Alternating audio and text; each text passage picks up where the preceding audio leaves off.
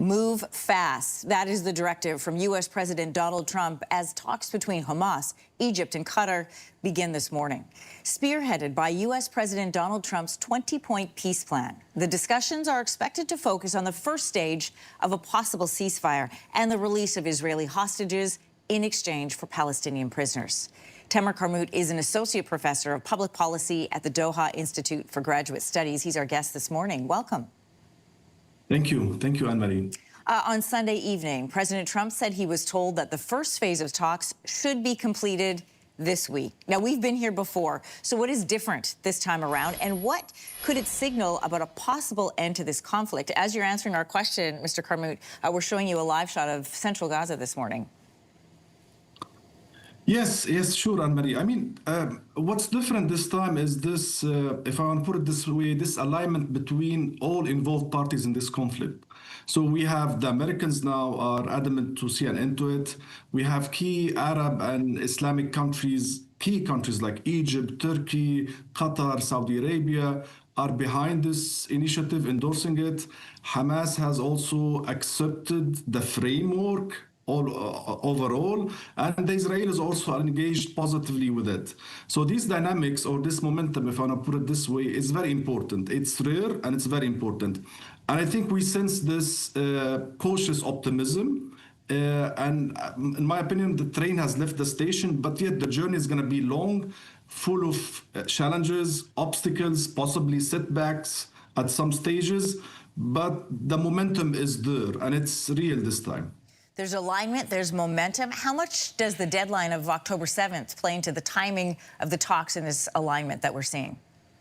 I think it's very important. I mean, it's tomorrow is the anniversary of the occasion. I mean, the war, and I think what matters here is that the Trump factor, more or less, because Trump is keen to achieve this recognition in solving a very chronic, a complicated conflict. He's eyeing a Nobel Peace Prize nomination. He's also, most importantly, facing internal pressure in the U.S. because many indicators are telling that the public opinion is shifting, even including inside the MAGA movement. And I think this is very important. As a politician, as a businessman, Trump is reading the internal scene even inside the U.S. And he's making his calculations. I don't think it's the U.S. and it's in the U.S.'s interest now to keep its blind support to Israel in the same way, and because it is also becoming more isolated and more exposed to international criticism, even from its allies in Europe, even in Canada also, because most of these countries have recognized the state of Palestine. So I think Trump is more or less making his calculations, and he is also exercising leverage on Netanyahu to accept engaging in good faith with this deal. You talk about the Trump factor. U.S. President Trump has this 20-point peace plan. It's the first phase of this plan that's being discussed. Remind us what has to be agreed on in order for this to move forward.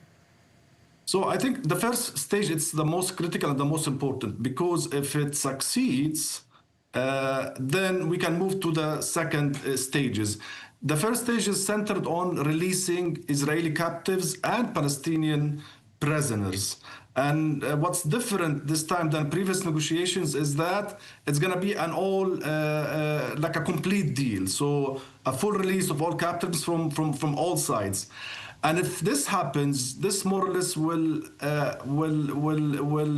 help more or less the narrative inside Israel that Netanyahu has more or less achieved a key goal out of his war, which is the release of the captives, and at the same time withdraw any justifications from him to continue this genocidal war in Gaza. So it's yet to be seen. Now, the Americans, I mean, the initiative, the 20 points initiative,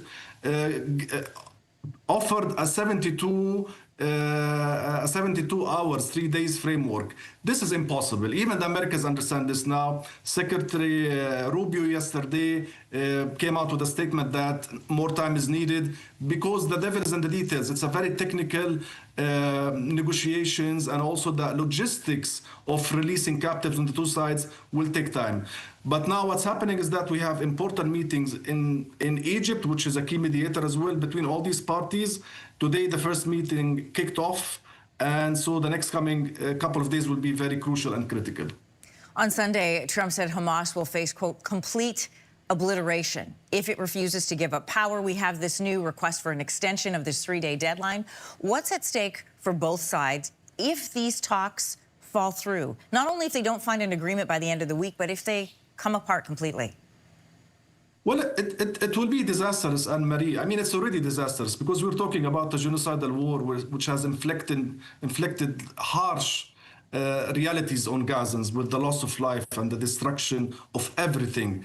What Palestinians fear is that Israel could go all the way to displace 2 million Gazans out of their homes to the outside world, and that's their nightmare.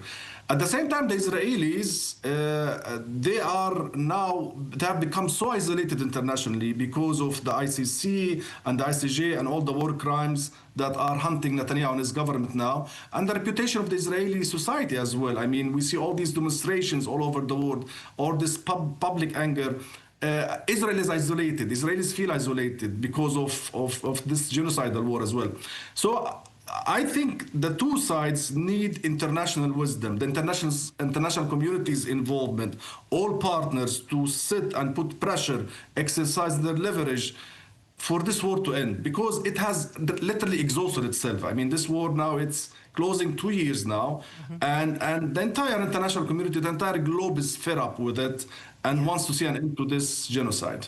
Well, we can see the smoke from the fighting that continues on this morning inside Gaza. There were 250,000 people in the streets in the Netherlands protesting this war. And as you say, it's been 2 years.